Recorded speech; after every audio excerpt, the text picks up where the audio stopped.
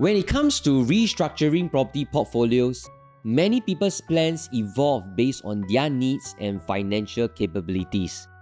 But there's one critical component that often gets overlooked, which is maximizing growth potential.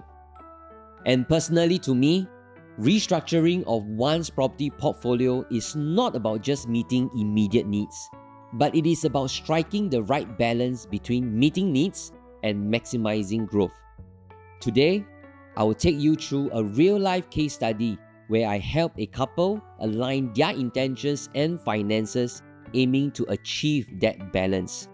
As you hear their situation, think about what you would do in a similar position. Short property stories from real conversations. Hi guys, Gainer from Property Made Simple. The stories I share comes from real conversations with people on the ground.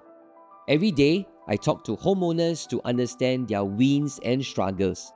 These valuable conversations are then crafted into short stories designed to guide you make better property decisions.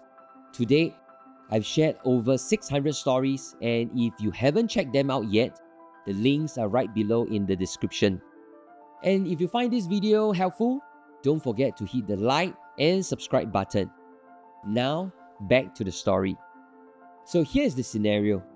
I recently spoke to a couple who currently live in a 23-year-old property. They are considering to buy a second property in East Coast area since their son will start school there.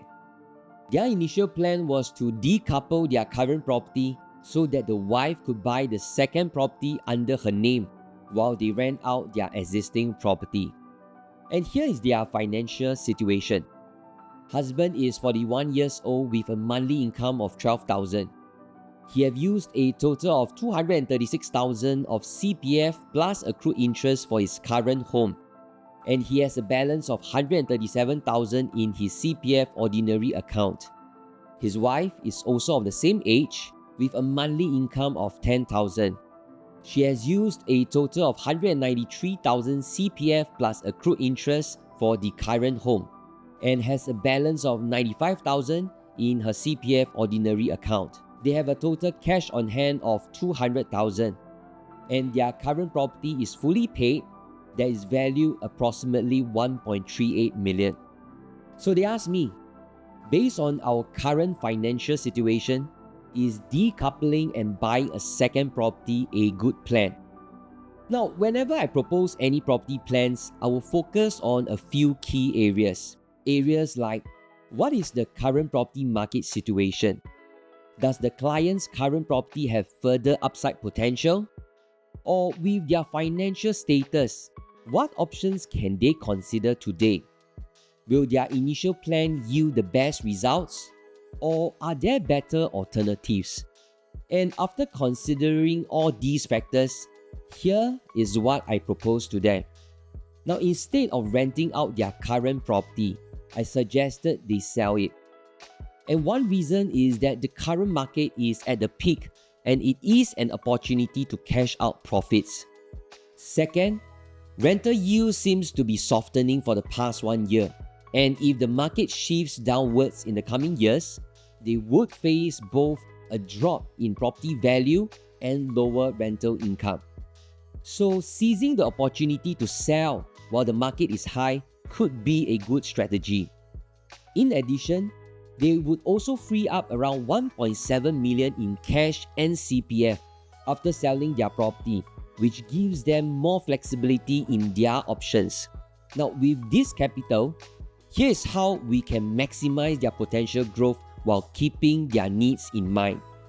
The wife could buy a $1.2 million older property in East Coast for their son's schooling needs.